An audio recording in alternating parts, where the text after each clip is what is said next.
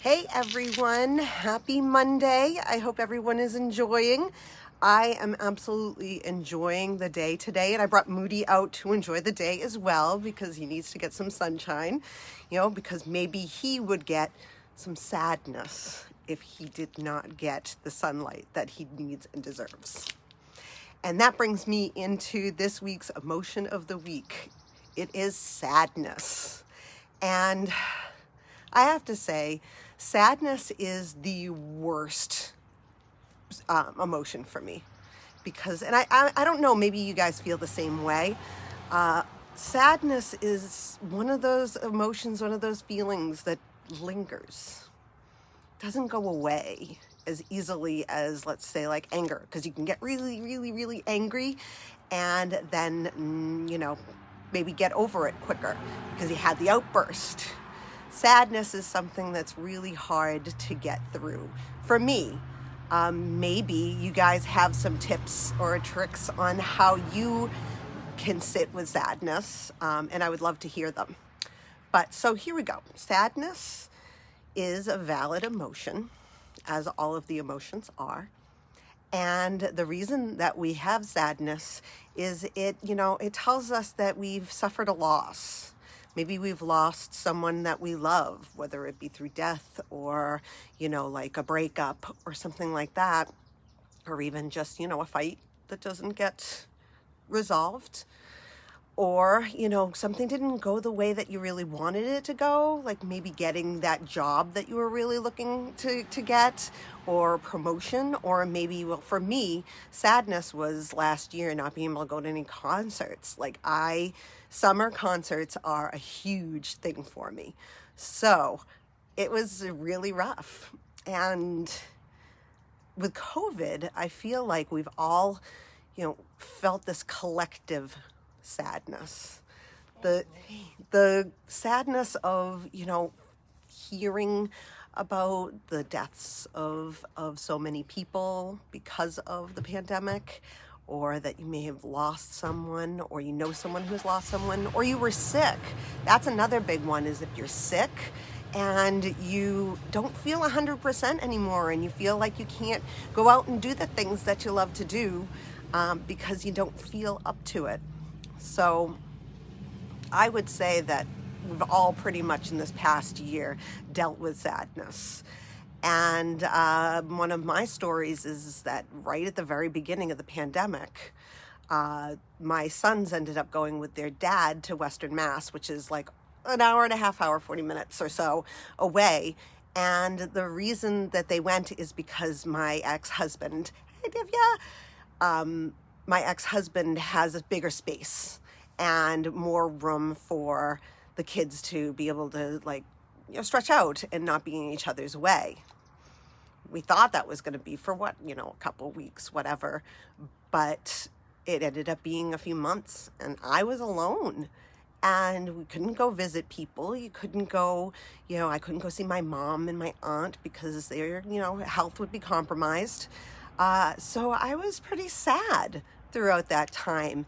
And for those who know me, I'm a personal stylist. And one of the things that really helped me through the sadness was that I did this challenge, this wardrobe challenge. And, it got me up every day, got me dressed and ready to go. And every day I would post a new picture and maybe do a video. And it really got me up and around and out of a funk. So it was something that was really helpful. And I think that that's something that everybody needs to think about when it comes to sadness, is that there are coping mechanisms for it. Everybody has a different coping mechanism. Maybe some people listen to music. When I'm sad and I listen to music, I actually listen to music to wallow in.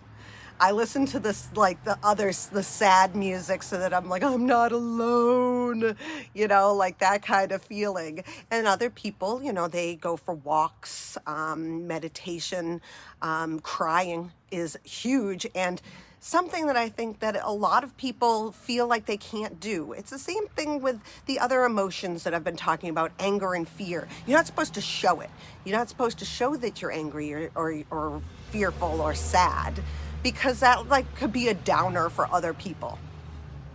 But that's not really the truth of it. We really need to feel our emotions in order to work through them and not linger in them, because lingering in sadness for me is just, it's just too much.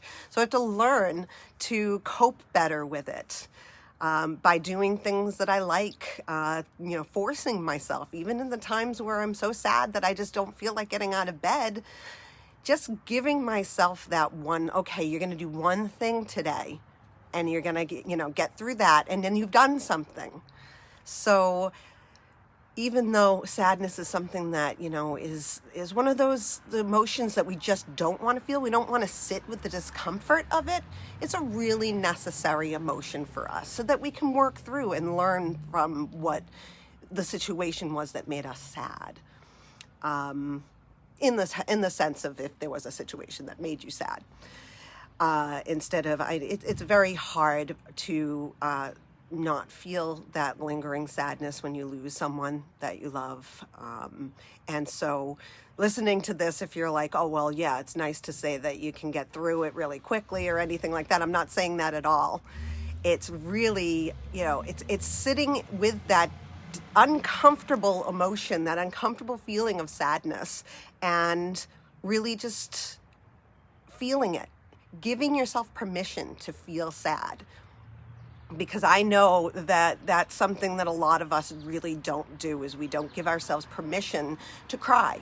And crying is one of the best ways to get that flood of emotions out of your body. So don't hold those tears in. Let them out so that it can cleanse you. You can feel it leave your body in the moment. If you have to cry again, cry again. Just keep crying until it's done. And don't feel ashamed of crying.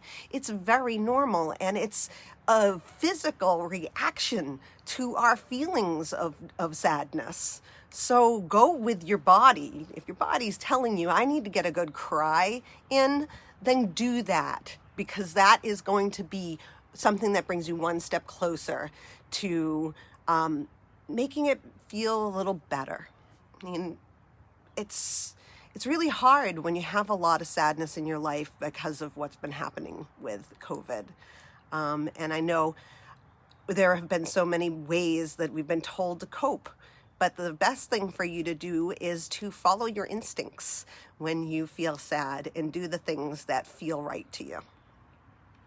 So that's my little spiel on sadness. Again, as I said, I am not a professional. I am a, mom who lives with PTSD and depression and has done a lot of therapy, and continues to do a lot of therapy. So I, just want to share my ideas on it from somebody who's not lecturing, just talking. And if you have any questions or comments, please send them below or DM me if you want to talk more. Moody has been really happy to sit out here in the sunshine, and he is getting ready to start meeting some kids. I'm so excited. Divya, he's coming. And we are very excited to get him out into the world. So I will see you guys later, and throughout the week I will post more on sadness. If you have any coping skills that you use that you think are, help you through that moment, please don't hesitate to comment, because I think we all kind of need some ideas on how to get through some of the sadness that we've felt throughout this past year or so. Have a good week, and I will talk to you guys later. Bye.